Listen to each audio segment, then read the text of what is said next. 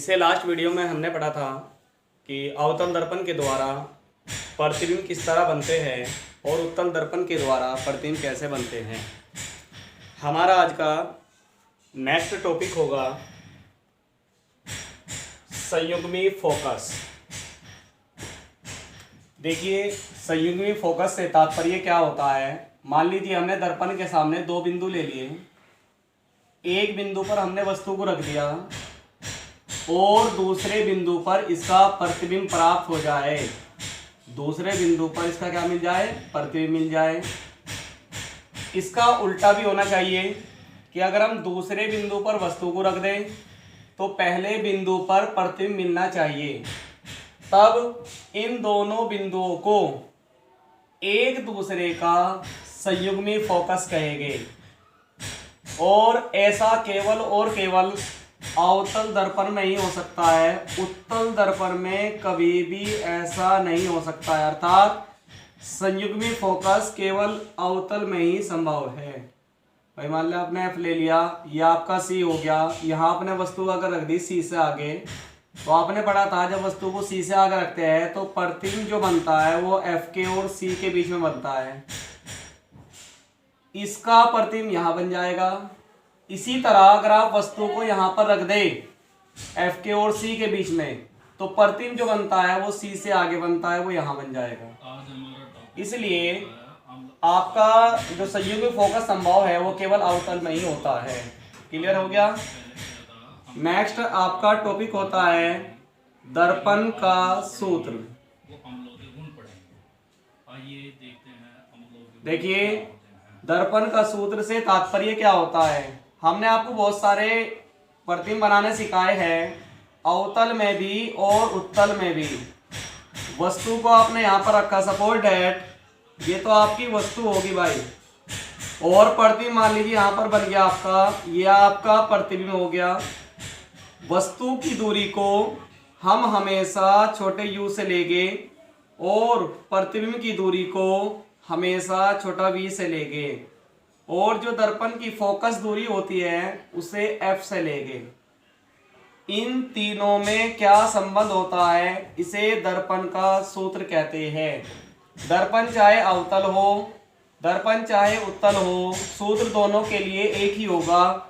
और दर्पण का जो सूत्र होता है आपका वो ये होता है कि 1/v प्लस 1/u बराबर 1/f। इसे हम दर्पण का सूत्र कहते हैं। v का मतलब होता है प्रतिबिंब की दूरी, u का मतलब होता है वस्तु की दूरी, और f का मतलब होता है दर्पण की फोकस दूरी। क्लियर है। इसका डेरिवेशन हाई स्कूल के स्टैंडर्ड में नहीं है, केवल आपको फॉर्मूला ही याद करना है। आपका नेक्स्ट टॉपिक होगा रेखीय आवर्धन। आवर्धन से तात्पर्य होता है जो इस बात को बताएगा कि प्रतिबिंब वास्तविक बन रहा है या आभासी बन रहा है। परिभाषा ये होगी कि जो भी आपका दर्पण के सामने वस्तु रखी है उसका जो प्रतिबिंब बना है उस प्रतिबिंब की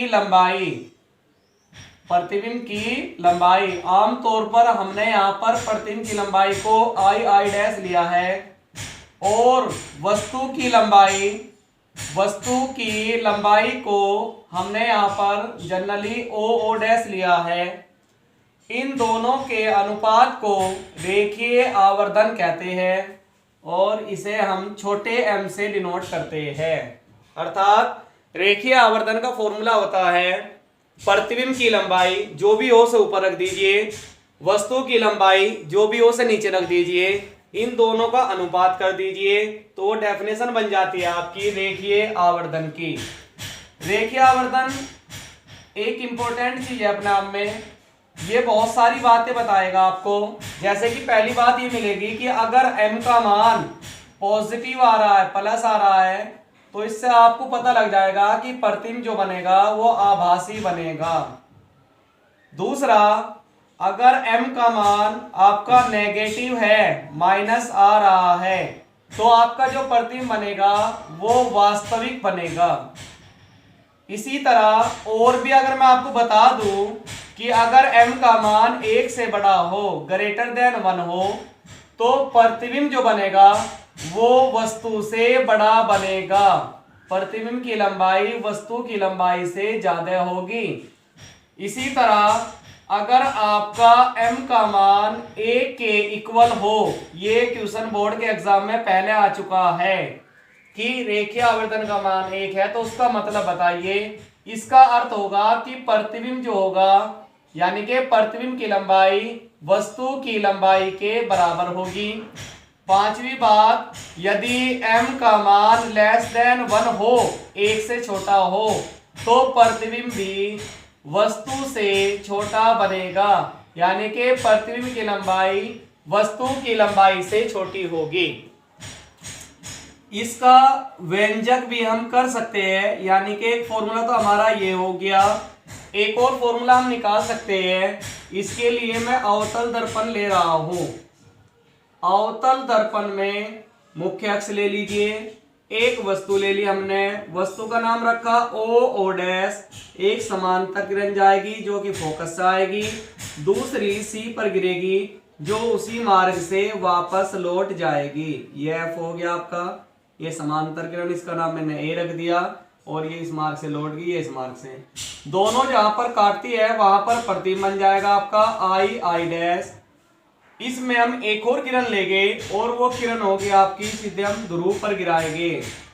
जो किरण ध्रुव पर गिरती है, जितने कोण पर जाती है उतने ही कोण पर आ जाती है, हमेशा आई डैश से जाएगी। अब आप इसका डेरिवेशन निकालने के लिए एक मैथमेटिक्स की प्रॉपर्टी होती है समरूप त्रिभुज, उसका मैं यहां पर यूज करूंगा। हम ले रहे हैं चित्र से, मैं ले रहा हूं त्रिभुज, ले रहा हूं ओ डैश पी, ये त्रिभुज ले लिया। दूसरा त्रिभुज ले रहा हूं मैं आई डैश पी, ये त्रिभुज ले लिया, त्रिभुज आई डैश पी। ये दोनों समरूप त्रिभुज है भाई। समरूप उन्हें बोलते हैं जिनमें दो कोण आपस में बराबर होते हैं। ये कोण 90 का है, ये भी 90 का है, ये एंगल आई एंगल आर के बराबर होता है। तो पहले त्रिभुज के दो कोण दूसरे त्रिभुज के दो कोण के बराबर है, तो ये त्रिभुज दोनों समरूप कहलाएंगे। और जब त्रिभुज समरूप होते हैं तो उनकी अनुपातिक भुजाएं बराबर होती है, मतलब इसकी खड़ी भुजा, उसकी खड़ी भुजा, इसकी बड़ी भुजा और इसकी बड़ी भुजा। पहले मैं इसकी ले रहा हूं, तो इस तरह से आपकी वैल्यू आएगी ओ डैश, इसकी खड़ी भुजा दूसरे वाले की आई डैश, इसकी बड़ी भुजा बैठेगी ओ पी और उसकी बैठेगी हमारी आई पी। ठीक, मुझे वैल्यू चाहिए आई डैश बटे ओ डैश की, तो यहां से इसे उल्टा कर देंगे, आई डैश बटे ओ डैश, ये भी उल्टा हो जाएगा आई पी और बटे में ओ पी। अब आप चिन्ह सहित मान रखेंगे। चिन्ह का इंपॉर्टेंस है। लाइट में अगर आपने चिन्ह की गलती कर दी तो आपका आंसर ठीक नहीं आएगा। चिन्ह परिपाटी पहले ही मैं आपको बता चुका हूं। आई डैश देखो नीचे बन रहा है क्या, तो इसके साथ माइनस आएगा। ओ डैश ऊपर है, वो ऐसे कैसे ही रहेगा। आई से जो पी तक मान है उसे बोलते हैं प्रतिबिंब की दूरी, और वी से लिखेंगे, लेफ्ट में है इसलिए माइनस लगाएंगे। ओ से वस्तु की जो दूरी होती है इसे यू से लिखते हैं, और लेफ्ट में है इसलिए माइनस का यू लिखेंगे, माइनस से माइनस कट जाएगा।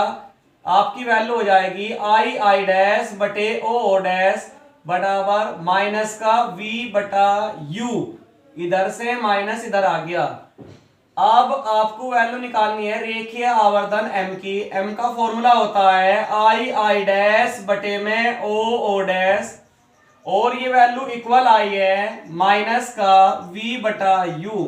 हिंदी में अगर याद रखोगे तो इस तरह पढ़ोगे, प्रतिबिंब की लंबाई बटे वस्तु की लंबाई बराबर होगी प्रतिबिंब की दूरी बटे वस्तु की दूरी, और माइनस आएगा।